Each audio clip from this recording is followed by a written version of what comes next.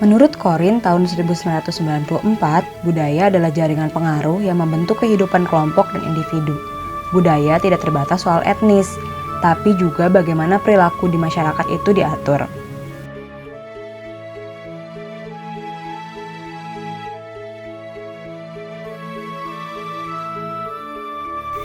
Nah, karena Indonesia dan banyak negara lain pada umumnya punya beragam budaya yang beda, itulah kenapa harus ada manajemen komunikasi budaya biar orang bisa saling memaklumi, menerima, dan mengurangi adanya konflik.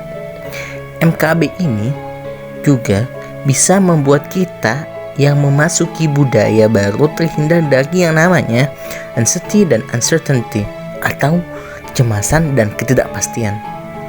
Menurut Gadensky 2005, ada 7 hal yang mempengaruhi anxiety dan uncertainty, yaitu self-concept, motivation to interact, reaction to stranger, social categorization of stranger, situation process, connection with stranger, dan ethical interaction.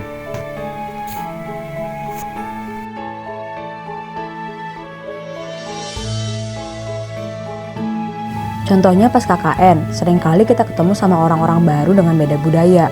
Biar nggak ngerasa cemas, kita bisa mempertahankan self-concept dengan tetap percaya diri dan optimis kalau teman-teman baru kita bisa menerima kita. Kita juga harus punya motivasi untuk berinteraksi, seperti mengajak ngobrol, biar kita tahu latar belakang teman-teman KKN kita, karena seringkali sikap dia yang sekarang ini dipengaruhi juga sama pendidikan di rumahnya atau di lingkungannya.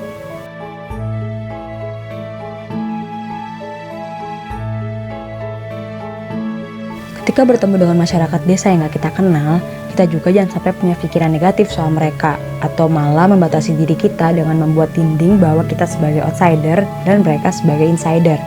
Teman KKN atau masyarakat desa meskipun baru kita kenal, sejatinya mereka tetap orang Indonesia yang tanah kelahiran dan perjuangannya sama dengan kita. Dengan pikiran seperti itu diharapkan bisa membantu kita dari merasa berbeda dan kerdil karena hanya minoritas.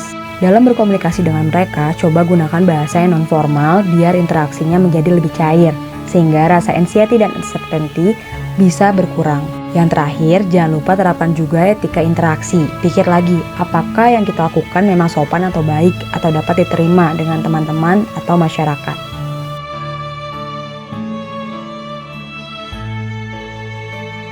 Nah, selain teori AUM atau Anxiety and Uncertainty dari Gadensky, ada juga TNI atau teori negosiasi identitas yang penting buat diterapkan pada komunitas dengan beragam budaya.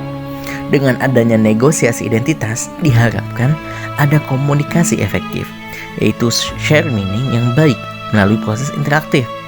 Komunikasi efektif itu bisa tercapai jika masing-masing orang bersikap mindful atau terbuka dengan budaya dari masing-masing orang.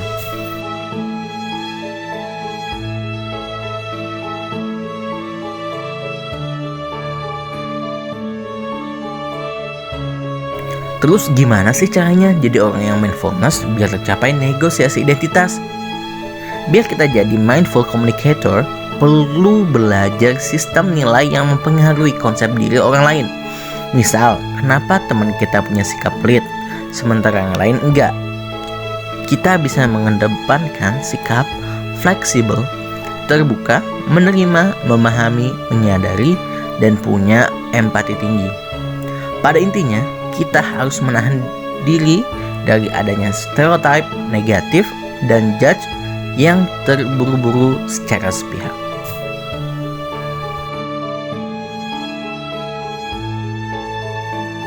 Mindful intercultural communication itu punya 3 komponen, yaitu pengetahuan, motivasi, dan keterampilan. Pengetahuan diartikan sebagai proses pemahaman fenomena komunikasi antar budaya dari pengumpulan informasi. Misalnya, kita mempelajari bagaimana komunikasi verbal dan nonverbal teman-teman, batas in-group dan out-group mereka seperti apa. Sementara faktor motivasi adalah bagaimana kita punya kemampuan untuk mempelajari orang yang berbeda dan bagaimana berinteraksi dengan mereka. Terakhir, keterampilan adalah kemampuan operasional yang mengintegrasikan pengetahuan dan motivasi dengan praktek antar budaya yang sesuai dan efektif. Dari tiga komponen itu, menurut Tourney, tahun 1999 akan menghasilkan kesesuaian dan efektivitas yang berujung pada pemahaman, dihargai, dan didukung. Jadi intinya, negosiasi identitas itu akan menghasilkan masyarakat yang saling memahami, menghargai, dan mendukung karena antar pihak sudah memahami satu sama lainnya.